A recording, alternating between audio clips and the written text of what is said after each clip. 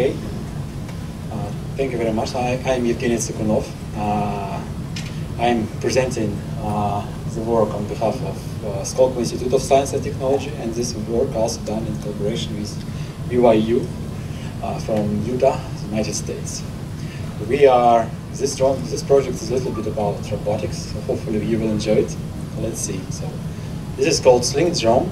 So this is a mixed reality system which helps you do pointing and interaction with real world at the same time, using just a single drone. A little bit background. So for now, pointing during human-computer interaction, in most cases, happens using controllers, like different handheld devices, and so we could, with their help, we could select objects, we could press buttons, virtual keyboards, whatever we want. No doubt that they allows us like very rich to get very rich functionality, but they have some limitations. So we definitely need to hold them or to wear them during the whole interaction, during the whole session of interaction. In some cases, maybe this could be a sensitive point.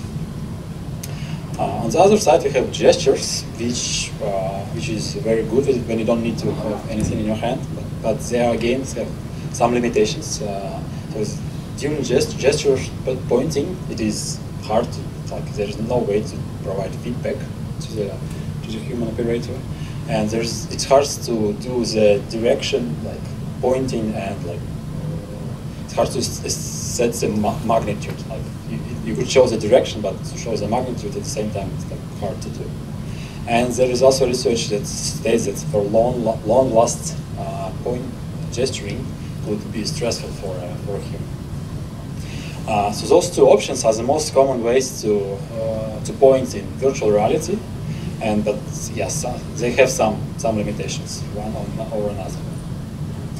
On the other side, I want to talk a little bit about mixed reality, which plays an important role for creating new interaction techniques combining VR and robotics, including I'm related to robotics, so I'm interested in combining VR and robotics stuff.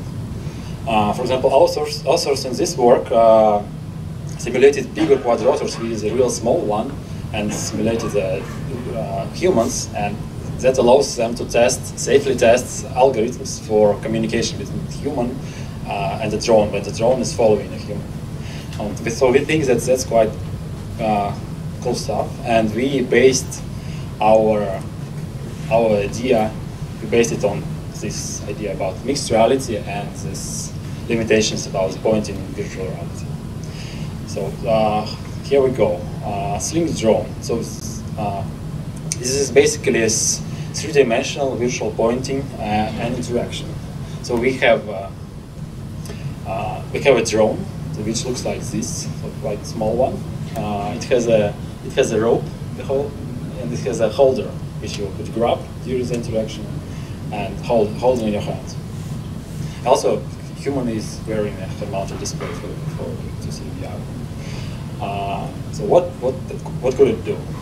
So first of all, the drone hovers at the same position, and the human grabs the holder and starts to pull in it in some direction. So in that case, drone represents a slingshot. So yes, this is one of our inspiration. Also comes from Angry Birds game, as you could see on the right down corner. So where there is a slingshot, so we propose to use a drone instead of slingshot. So it's hovering, and we could pull it. It wants to go back to its set points, but when we pull in, it just can't do that. So there's certain displacements happening in space. And during this slingshot mode, based on that displacement, we propose to calculate the trajectory and visualize it using VR.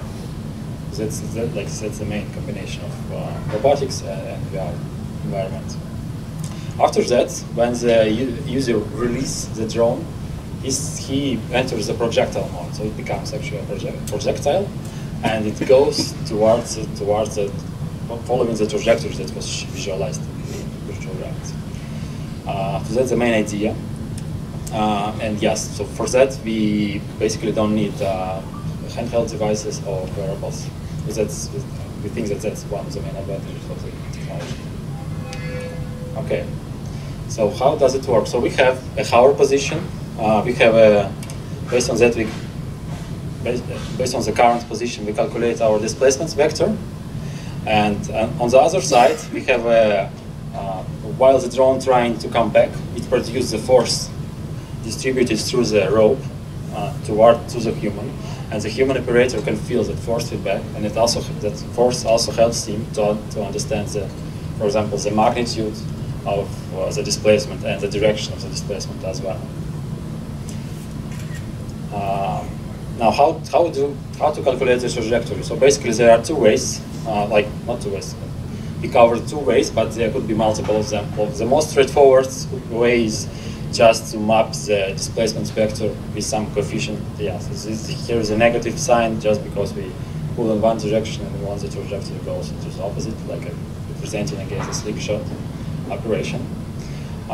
Yes, for that case, the coefficient probably should be a little bit bigger than 1 to have some, but it depends. But we are inspired by like a real-life projectile flight, so which is actually a ballistic flight. So we propose to use an Airdrag model to calculate the trajectory of the free ballistic flight. So we just put those ODEs to the numerical solver, and we use the displacement vector as the initial conditions, like the initial position and velocity. We loaded it to the ODE solver, and we are getting our trajectory in real time. So we are able to update it and visualize in VR for the operator, so you can see like where is the drone is gonna come, or where you pointing actually.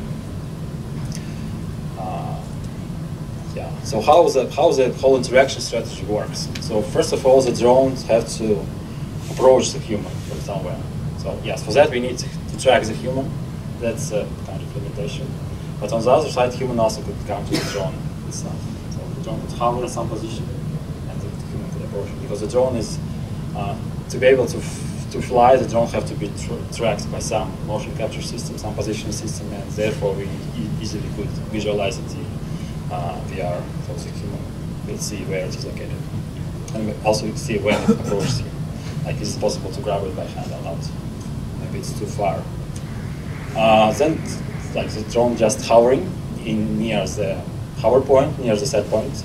But definitely, especially with that, because of that wire and the holder, it operates a little bit from side by side. So we introduced a displacement threshold. If the drone is within, the drone displacement is within that threshold, we do not consider, we consider this is like a natural hovering, and nothing is happening. After that, the drones, when the human starts to pull it, the drones go beyond the trajectory, beyond the threshold, displacement threshold, and we enter in the slingshot mode. So basically, during that mode, the velocity of the drone is quite small, so it's below some velocity threshold, while the operator actually trying to navigate to point. Usually, it's like small movements. After that, when the human release the drone starts to accelerate towards the hover position. Velocity is increasing, and the drone's getting back inside of this sphere with the radius of this threshold displacement. And we can understand that we entered the projectile mode, and the drone starts to follow the latest trajectory that was updated during the slingshot mode, and just goes where it's supposed to go. And yes, it's also visualized how it goes in VR, so it's possible to track it, how it works. One of the applications that we propose to use the technology for is just for delivering objects, like picking up objects. You can see there's a yellow duck in VR that's supposed to be picked up, so the human wants to investigate that object, and he uses the drone to navigate to it first. And then it could check out how the drone actually goes to the object, how it interacts with the object. For example, in that case, interaction is just grabbing. We use them just simple magnets to show that this is like searching. The drone is like we don't have any sensors. It could not estimate its state of environment, and it delivers the object back to the human, so the human is able to tangibly like sense it. And then just the interaction is over and the drone just lands. Yeah, to evaluate the technology, we conducted a preliminary user study where we involved 6 right-handed subjects, volunteers.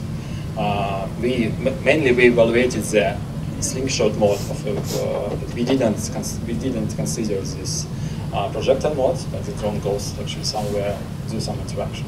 But we focused on the slingshot mode when we point actually in VR.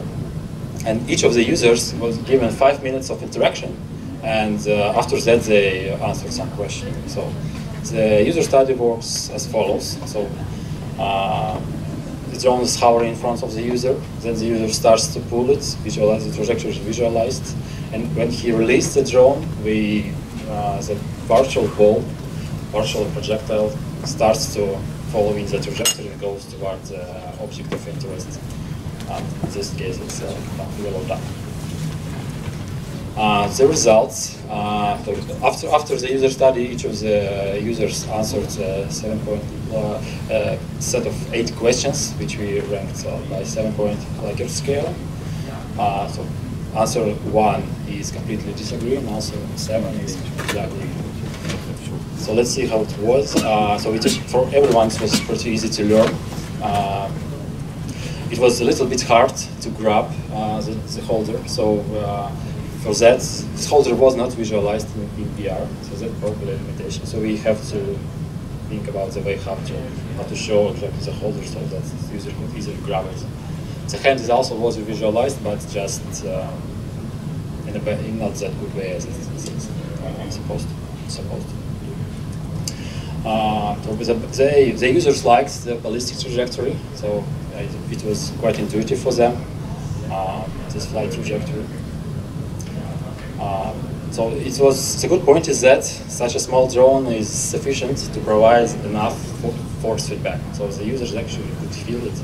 Basically, it could output no more than like 10-15 grams of additional thrust.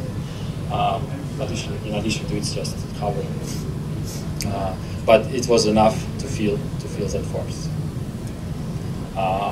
Accuracy have to be improved. I mean, accuracy of the destination. So we definitely have to implement some filters probably to. And first of all, we have to evaluate that accuracy because we didn't do that, and we have to implement maybe some filtering to get better accuracy. And yes, so basically, overall, the users liked how it worked. They felt comfortable. They wasn't tired, and they felt safe. Yeah, to wrap up, so basically, what we created a system which visualizes the trajectory in VR and provide a force feedback, and all that stuff is like creates an intuitive 3-dimensional pointing technology. We don't use any handheld wearable devices. The drone itself allows to do a real interaction with the surroundings. For example, we could attach some payload to here, like a grabber, like a sensor, camera, or whatever, and he could go follow the trajectory and do some physical interaction with the environment, and like call back to the human and like report it in some way. And we don't connect it to some desktop operation, so we could go around and interact with it pretty easily. This is like in comparison to desktop devices. Yeah, so we need to track the human, so to know where to fly. So, but we could use head-mounted display for that, but maybe it's not the best choice. And we also need to track hands for easily grabbing of the device. We need to know where to grab, not to touch the drone itself, because even if we protect the propellers, the drone would lose the stability if we disturb its flight so much. For the future work, we definitely estimate the accuracy and precision of the both pointing and flight. And we probably will enter the place mode placement mode when we could pull the drone around the space, like to the most suitable point of operation, like the best spot to play with it. The good extension could be to use that thing for navigation of other robots. For example, if you have a ballistic trajectory, you have an intersection of that trajectory with the floor, you could use that set point as a control of some ground robot, for example.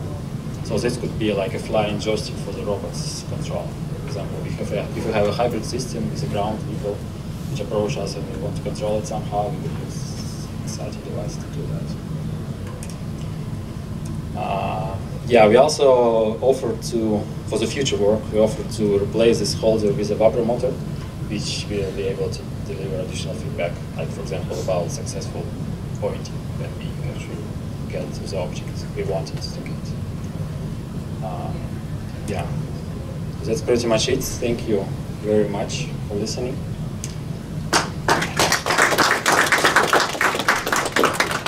Thank you very much for your presentation. Yeah, if you have any questions. Are there some questions? Yeah.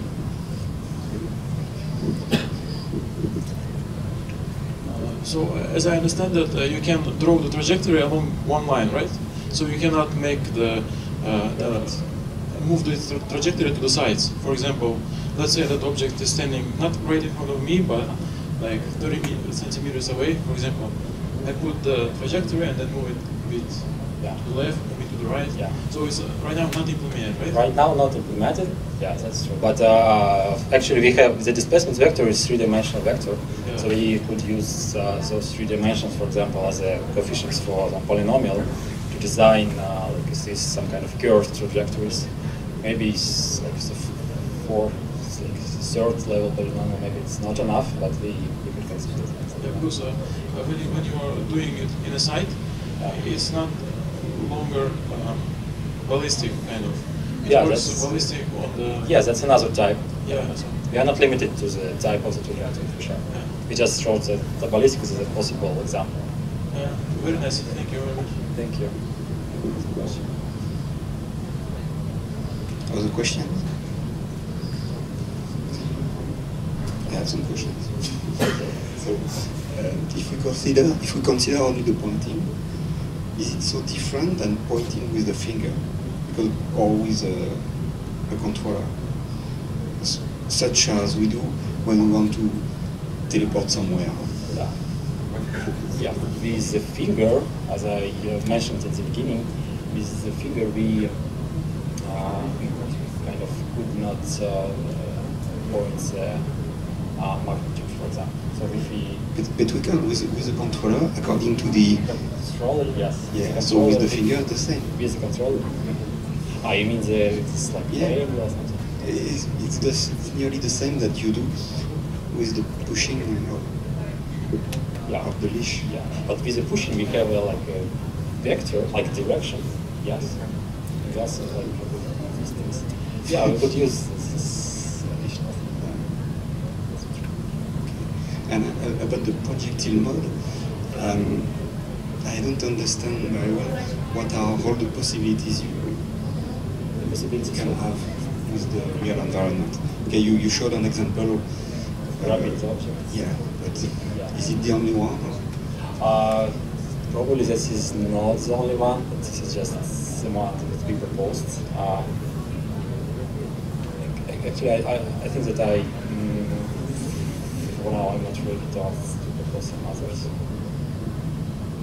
But this is there. Okay. If there are several users that would use several drones, and if they target the same point, what will happen? Yeah, so we definitely, for that case, we have to have some centralized control systems that will be where there will be implemented certain safeguards to access those issues for direction, for plans. Okay, thank you. Thank you. Are there any other questions? First of all, thank you for your talk, and I was interested because when you start, you said something about the safety, and if you test when drones following virtual humans, it's better than in a test scenario they're following real humans. Yeah.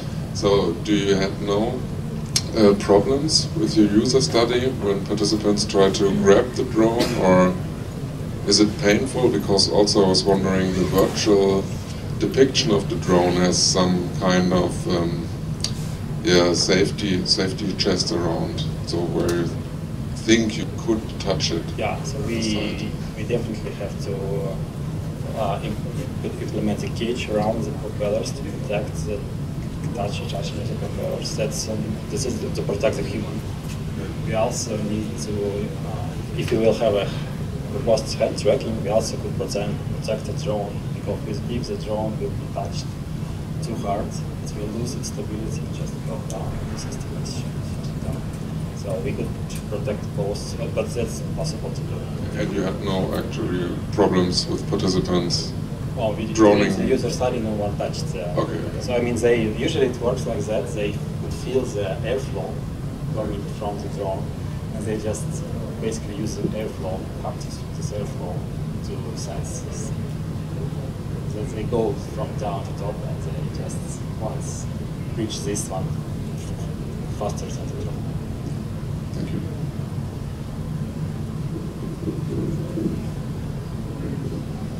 So, if there are not any other questions, let's thank again our speaker.